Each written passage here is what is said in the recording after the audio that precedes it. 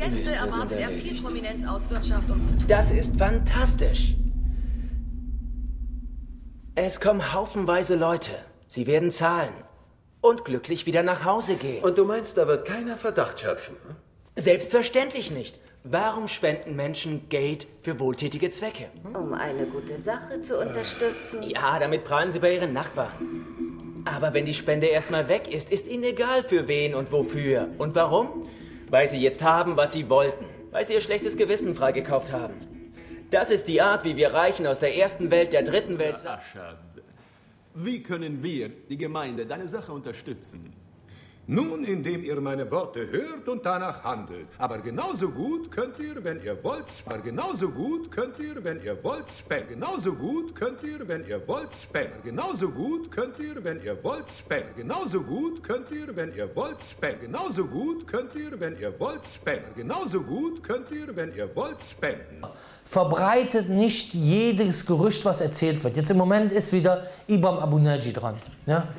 Da erzählen sie, ja, der hat so und so viele 50.000 Euro unterschlagen und hat angeblich vielleicht von den Spendengeldern Gelder genommen, die für das Lease-Projekt gezahlt wurden. Brüder, warum erzählen die sowas? Und habt ihnen erklärt, warum Leute wie wir uns gegen solche irren Wahhabiten wie deinen zukünftigen Schwiegervater wehren müssen. Darf ich euch umarmen? Wow, Maschallah, wie fühlt ihr euch? Maschallah, Maschallah. Wie fühlst du dich, Bruder? Ich weiß nicht. Vielleicht darf ich dir herzlichen Glückwunsch sagen, Bruder. Salam alaikum. Allahu Akbar. Merkst du das? Merkst du in deinem Herzen? Alhamdulillah.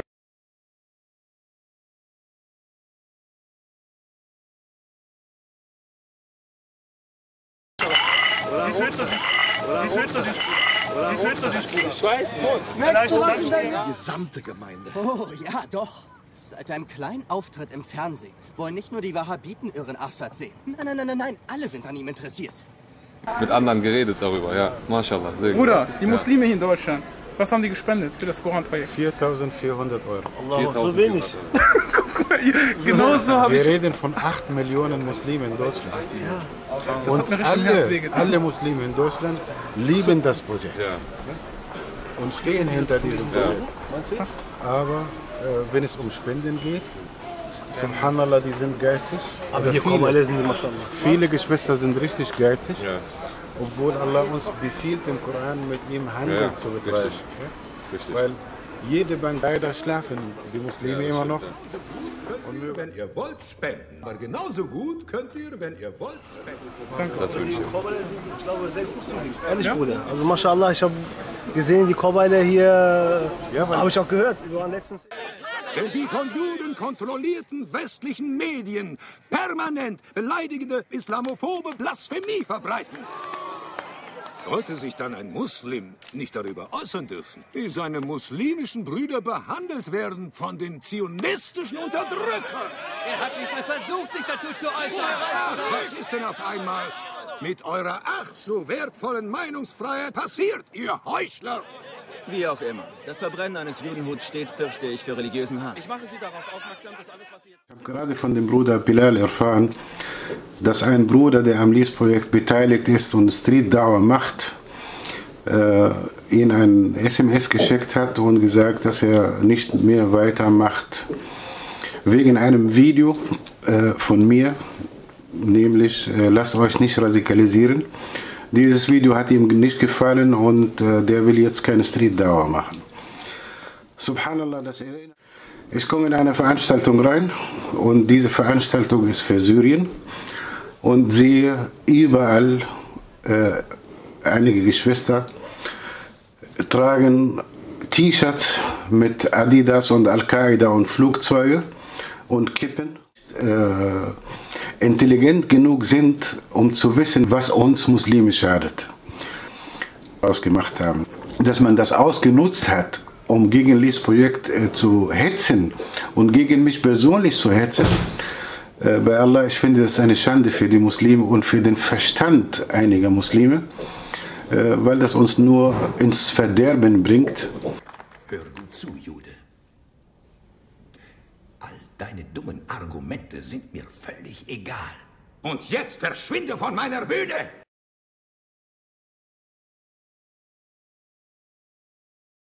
Wenn wir Da'wah machen, die Menschen zum Islam einladen, wir dürfen im Hinterkopf nur den Lohn von Allah verlangen und vor den Augen haben.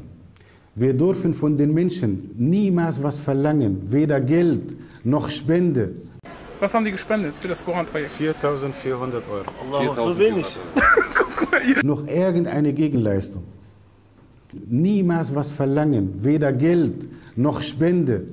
Was haben die gespendet für das Koranprojekt? 4.400 Euro. Allah, so wenig.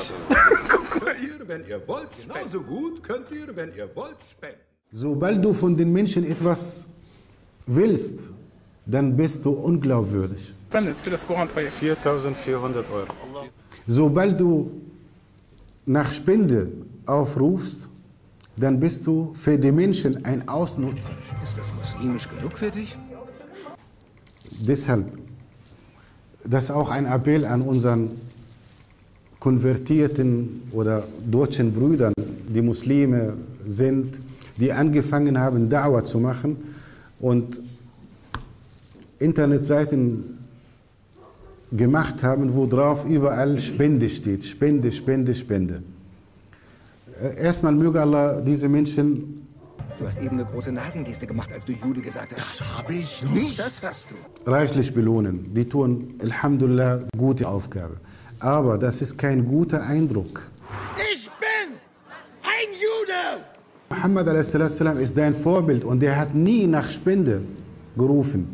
Wir bekommen sehr viel Feedback und Briefe und E-Mails von vielen Deutschen, die sagen, guck mal, die anderen Seiten, die sich islamisch nennen und Da'wah machen, die praktizieren genau das Gleiche, was die Christen vor 1000 Jahren praktiziert haben. Nur Spende sammeln. Und wir müssen wissen, meine lieben Geschwister, hier sind die Menschen materialistisch eingestellt. Wenn du von jemand 1 Euro verlangst, dann bist du ein materialistischer Mensch. Du darfst niemals Geld verlangen von den Menschen. Von deinen Brüdern ja, von den Muslimen ja. Wir geben, dass ein Bruder 10.000 Euro gespendet hat am Infostand in Köln. Aber leider, das sind auch Worte an die Muslime. Die Muslime sind geizig geworden.